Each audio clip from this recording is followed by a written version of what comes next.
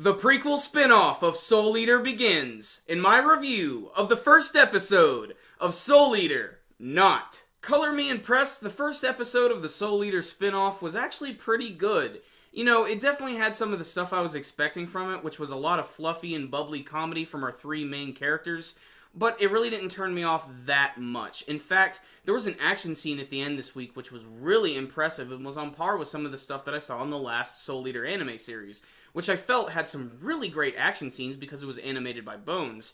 However, this one looks like it's going to be focusing a little bit more on the comedy aspect, and especially on the cuteness of these three main characters, which you just can't help but love them. They're so freaking adorable. But they also happen to be badass weapon meisters as well, and our main character is actually a weapon this time, so it's sort of like flipping the hat a little bit, because last time we had Maka, who was a weapon meister, and Soul, who is the weapon. And all of those characters definitely make an appearance this week. You're going to see a ton of cameos from some of your favorite Soul Eater characters, especially from the main cast.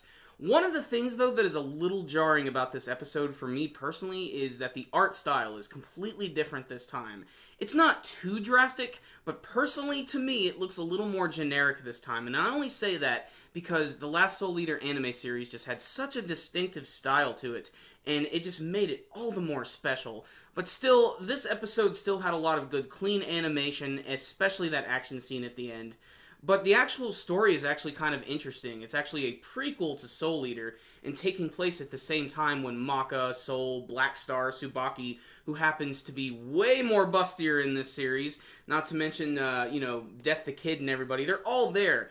But this is all taking place with some students who have just come in, they're freshmen, and there's a whole brand new group of characters to get used to. Our main character is Tsugumi, and she's basically the exact opposite of Maka in every way. She's just kind of dense, really unsure of herself at first. She's sort of the hero in training, so to speak. And she's joined by another couple of characters. There is Mei. I guess that's how you say her name. Maybe it's Mimi. I'm just going to call her Mei because that's what I hear. But she is definitely the dumb one of the group. Like, when they actually are introduced to her, to the main character, she can't even remember her name for a second. She's that stupid. So I can't wait to see what they're going to do with this character. You know, we've seen these type of characters before that they're so dumb that they're actually going to end up being kind of important. Kind of like Mako in Kill La Kill. However, this character of Mei is way more subdued and way more quiet, and just a little bit slower. She's not exactly the sharpest knife in the drawer. And our other main character is Anya, who is basically this rich princess-like girl who sort of looks down on a lot of people. She sees them as commoners. However, towards the end of the episode, she starts to warm up to the main character of Tsugumi. And at the end of the episode, they all have to team up against these two douchebags who are trying to force themselves upon them to be their weapons or their weapon meister.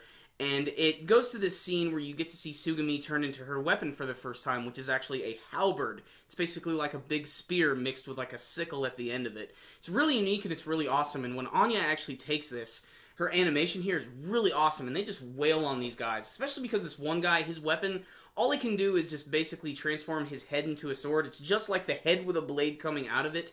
He can't transform the face yet, though. That's why you can see that a lot of these characters are still in training, and there's a cool scene which is, you know, I don't think it needed to be there. It just sort of reminded you that, hey, remember these guys from Soul Eater? There's a scene where they show you how the two students work together, and both Soul and Maka walk in, and they have this demonstration where they use their powers and they synchronize together, and she's using the scythe, and everything here is just gorgeous.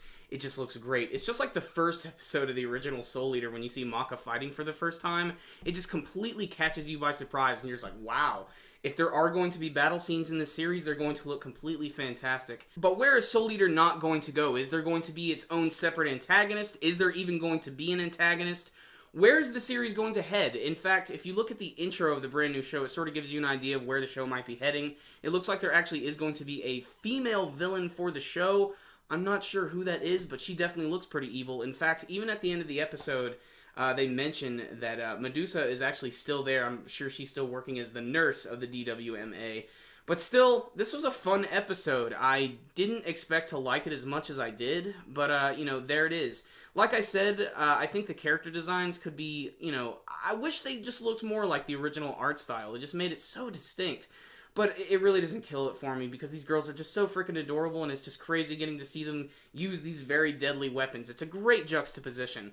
But otherwise, I'm looking forward to see what else Soul Eater Not is going to offer. I'm not going to give a score for the first episode because I want to see a little bit more. I want to know what direction they're going to be heading in for this series because I thought it was really just going to be full-on comedy non-stop. But the scene at the end of the episode just sort of showed me that the series could probably go in another direction as well, so... But I'm not holding my breath on anything. I just want to see what else it's going to follow, because I'm a big fan of the original Soul Eater anime, and I want to see more from the future. Hopefully, if this series is successful, we will get that Soul Eater Brotherhood where they'll adapt the manga story into an anime form. I think we need to see that. But otherwise, pretty good episode with some really, really great animation, even though I thought some of the artwork was somewhat generic. All the characters are sort of, you know, dense and kind of stupid, especially Tsugumi and Mei, but I'm sure they're going to evolve as the series goes on.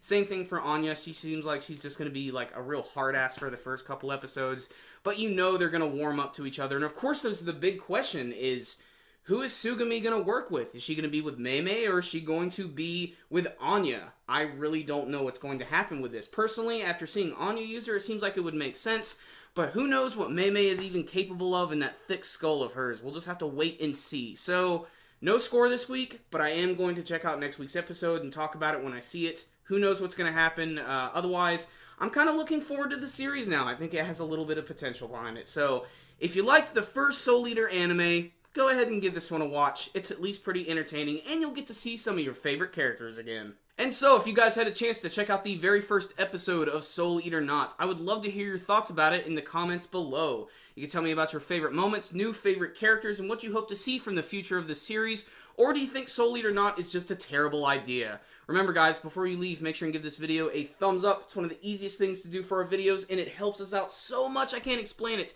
And you can subscribe to our channel so you can see all of our latest videos. You can also check us out on Facebook and on Twitter. I'll put links to both of those in the description box below. Also check out this most recent video I've been working on. It is a Smash Brothers video for the new Nintendo Direct. They just revealed one of my favorite characters of all time as a playable character. So check out the video. Watch it, link, subscribe, all that jazz. You guys know the drill by now. So, I'll see you next time, guys. Super Kami Guru 9000, out.